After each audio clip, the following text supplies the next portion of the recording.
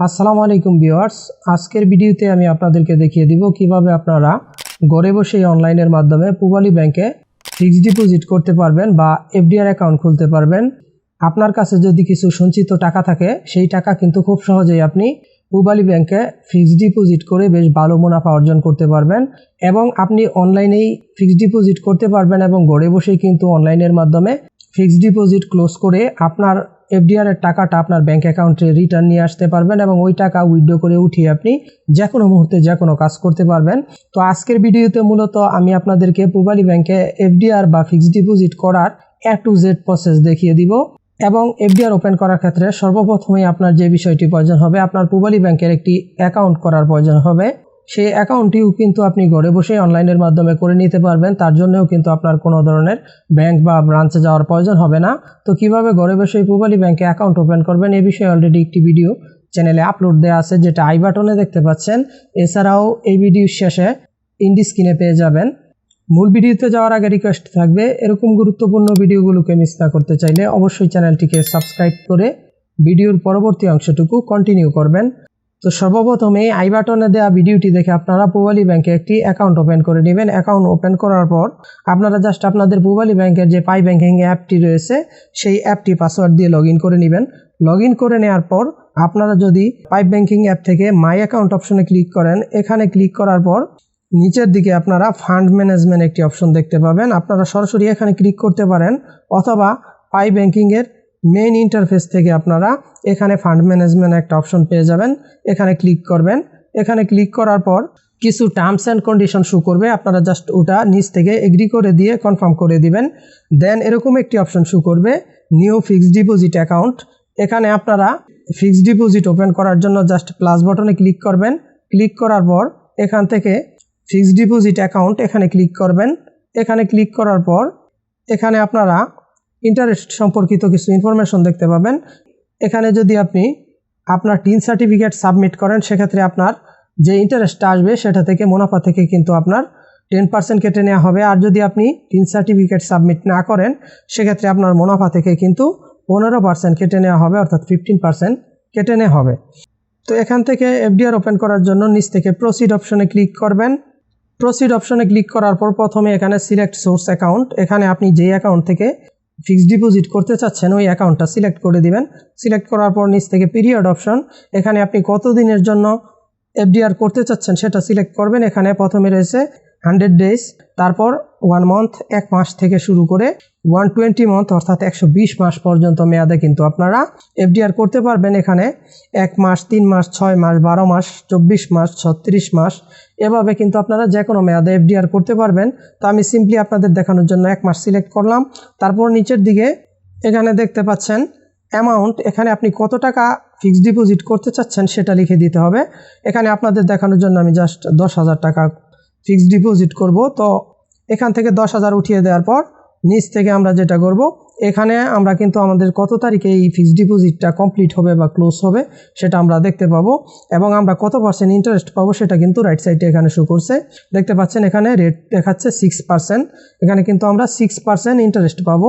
তো আমরা যদি এখানে আমাদের এফডিআর এর মেয়াদ বৃদ্ধি করি, যদি আমরা এখানে 2 বছর বা 1 বছরের জন্য করি আর এখানে যদি অ্যামাউন্টটা আমরা আরও বৃদ্ধি করি তাহলে কিন্তু আমাদের এখানে মুনাফা বৃদ্ধি পাবে, প্লাস আমরা কিন্তু এখান থেকে মুনাফা অনেক বেশি পাবো। তো এখানে এটা আসলে আপনার এফডিআর এর মেয়াদ এবং অ্যামাউন্টের উপর নির্ভর করে। আপনি যত বেশি টাকা এখানে ফিক্সড ডিপোজিট করবেন আর যত মেয়াদ বাড়িয়ে করবেন আপনার মুনাফা কিন্তু তত বেশি দেওয়া হবে।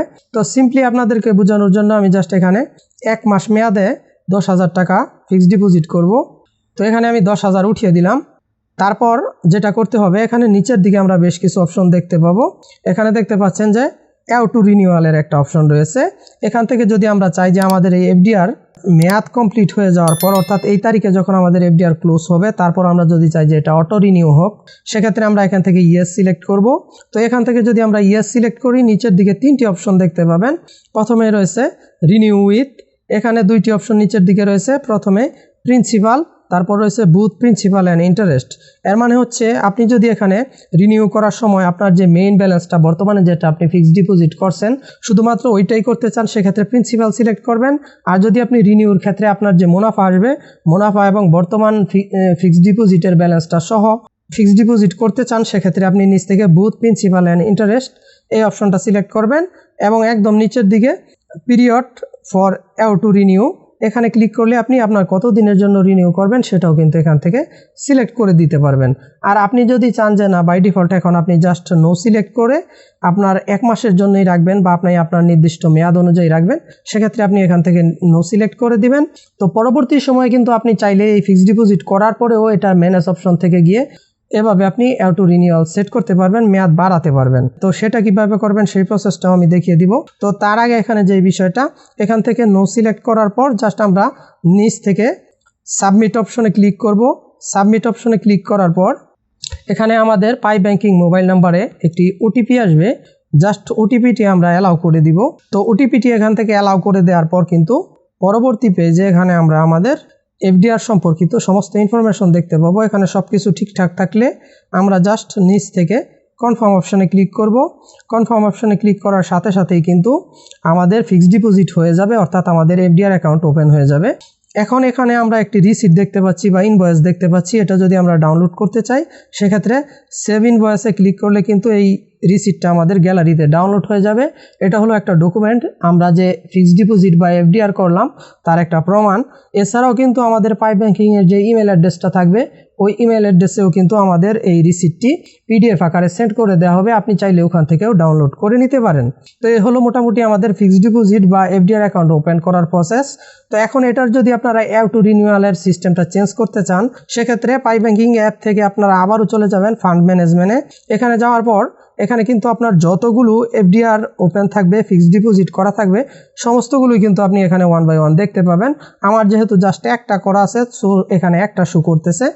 তো এখানে কিন্তু আপনি একাধিক এফডিআর একাধিক অ্যামাউন্টে একাধিক মেয়াদে আপনি আপনার ইচ্ছে মতো খুলে রাখতে পারবেন। তো এখান থেকে যদি আমরা ম্যানেজ অপশনে চলে যাই, ম্যানেজ অপশনে যাওয়ার পর দেখবেন এখান থেকে কিন্তু টু রিনিউয়াল চেঞ্জ করার অপশন রয়েছে। এখান থেকে কিন্তু আমরা চাইলে পরবর্তীতে এটার মেয়াদ বৃদ্ধি করতে পারবো বা টু রিনিউয়ালের অপশনগুলো আমরা চেঞ্জ করে নিতে পারবো। দেন এখান থেকে জাস্ট আমরা সেভ অপশনে ক্লিক করলেই কিন্তু এটা অটোমেটিক্যালি পরবর্তীতে রিনিউ হয়ে যাবে। আর যদি আমরা আমাদের এই এফডিআর ক্লোজ করতে চাই, ফিক্সড ডিপোজিট ক্লোজ করতে চাই, দেখা গেছে যে আপনার হঠাৎ করে টাকার প্রয়োজন হয়ে গেল, আপনি এফডিআর করেছিলেন বাট এখন আপনার ওই টাকাটার প্রয়োজন, আপনি আপনার এফডিআরটা ক্লোজ করবেন, খুব ইজিলি এখান থেকে আপনি এফডিআর ক্লোজ করতে পারবেন। সিম্পল একই সিস্টেম, এখান থেকে ইনক্যাশমেন্টে ক্লিক করতে হবে। আপনি যদি মেইন মেনু থেকে আসেন এখান থেকে আপনি ফান্ড ম্যানেজমেন্টে যাবেন, যাওয়ার পরে একই সিস্টেম এখান থেকে জাস্ট আপনি আপনার এফডিআর এর নিচে লেফট সাইড থেকে ইনক্যাশমেন্ট অপশনে ক্লিক করবেন। এখানে ক্লিক করে জাস্ট আপনি আপনার এফডিআর এর সমস্ত ইনফরমেশনগুলো এখানে দেখতে পাবেন।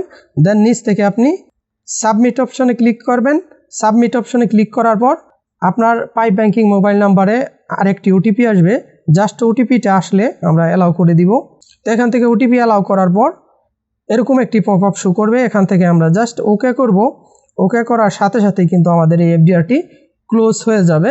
খুব সিম্পল এবং ইজি, এবং সাথে সাথেই কিন্তু আমাদের এই টাকাটা আমাদের মেইন সেভিংস অ্যাকাউন্টে রিটার্ন করে দেওয়া হবে। আমরা চাইলে আমাদের অ্যাকাউন্ট থেকে টাকাটা সাথে সাথে উঠিয়ে যে কোনো কাজ করতে পারবো। তো এভাবে কিন্তু আপনারা পূবালী ব্যাংকে খুব ইজিলি ঘরে বসে এফডিআর ওপেন বা ক্লোজ করতে পারবেন এবং বেশ ভালো একটা মুনাফা পাওয়ার কিন্তু এখানে সম্ভাবনা রয়েছে। এছাড়াও আপনারা, আমার মনে হয় এত সুন্দর সিস্টেম বাংলাদেশের আর কোনো ব্যাংকে আছে কিনা এটা আমার জানা নেই। আর আপনারা কিন্তু সম্পূর্ণ ফ্রিতে ঘরে বসে পূবালী ব্যাংকে অ্যাকাউন্টও খুলে ফেলতে পারবেন কোনো ধরনের ঝামেলা ছাড়া। তো আমি প্রথমে যেরকম বলেছিলাম পূবালী ব্যাংকে কিভাবে অ্যাকাউন্ট খুলবেন এ বিষয়ে একটি ভিডিও এই ভিডিওর শেষে ইন্ডি স্ক্রিনে পেয়ে যাবেন, এবং এফডিআর ওপেন করার প্রসেসটা তো আপনারা A to Z জেনেই গেলেন। তো এভাবে কিন্তু খুব সহজে আপনারা ঘরে বসে আপনাদের হাতে থাকা সঞ্চিত অর্থ কিন্তু এভাবে এফডিআর করে সেটা বৃদ্ধি করতে পারেন, সেটা থেকে লাভবান হতে পারেন। তো এই ছিল আমাদের আজকের ভিডিও সম্পর্কে আপনার যে কোনো মতামত অবশ্যই ভিডিওর কমেন্ট বক্সে কমেন্ট করে জানিয়ে দিবেন।